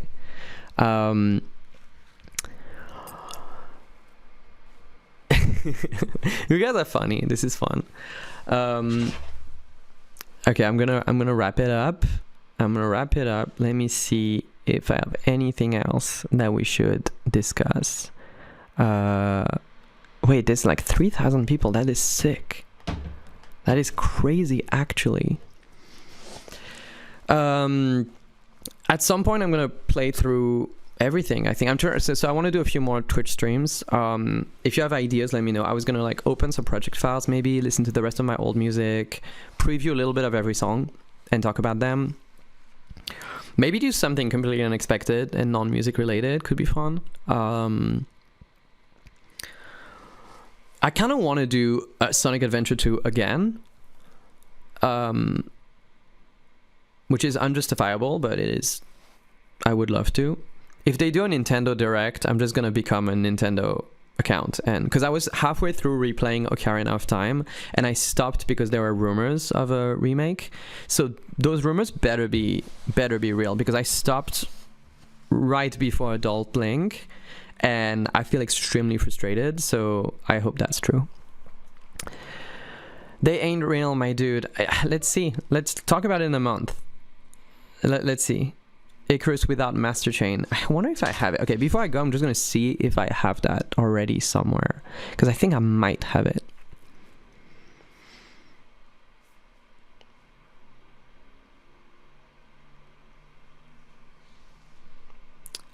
I'm searching like Icarus in my files, but I have so many versions of it and visuals for it and everything, so there's like hundreds of results. Well, let me see if I can find that. No, okay, I don't have it handy, but I will find it, I will play it, and yeah. Was thinking about getting these red chairs behind you. Yes, they're very comfy. They very much are. Wait, is there a final thing I can discuss or show you? Let me see. Wait, I'm gonna advertise this jacket again because I love it so much.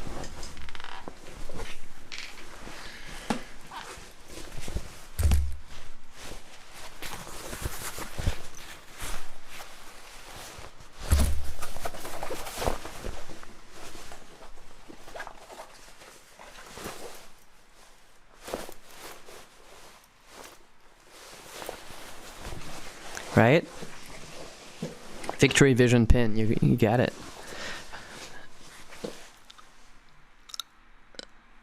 I see the Issei Miyake pants, you know it. I love Issei.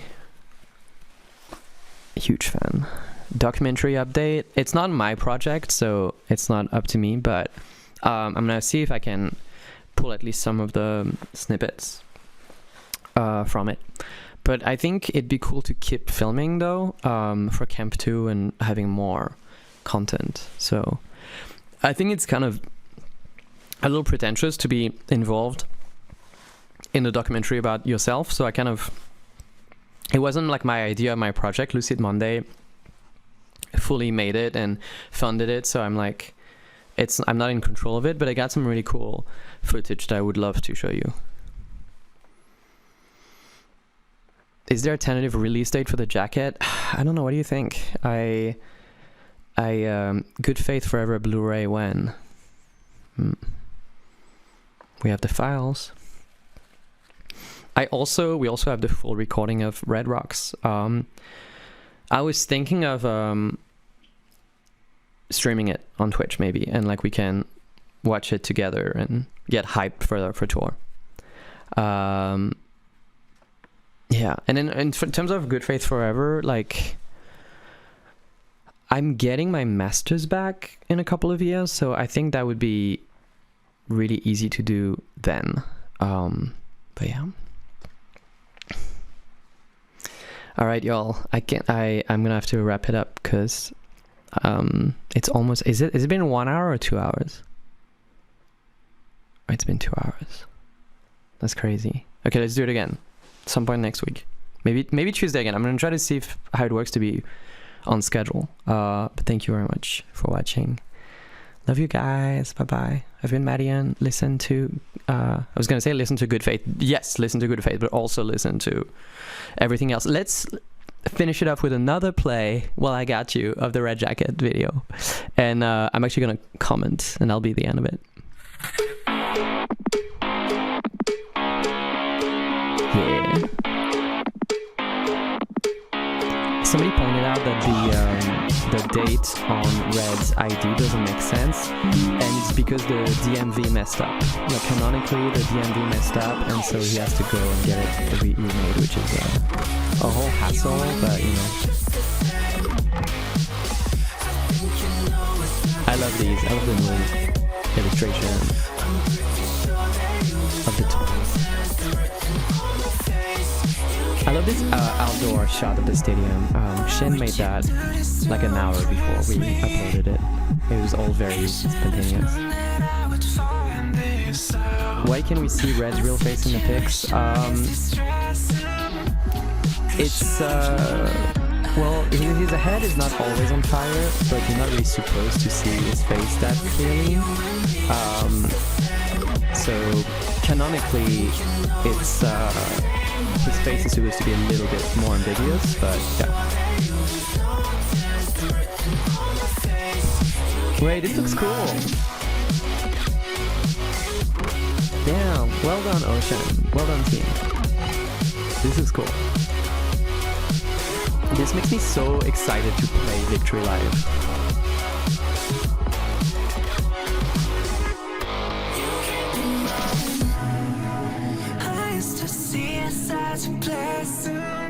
People are like, we can't hear the commentary, how about now?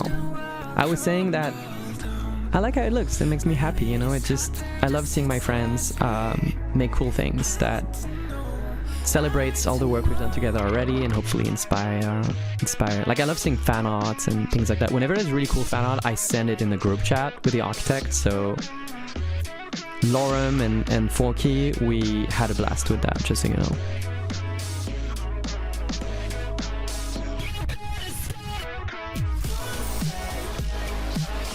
Spiky loves floating and growing huge. It's kind of his thing. Spiky's fit is goated. I know, it's full Rick Owens. It's real. I went to the Rick Owens store and bought his outfit.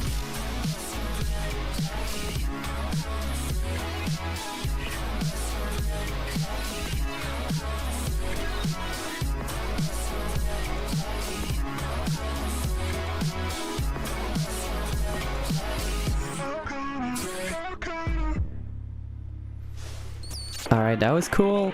Alright, speak to you next time. Bye bye.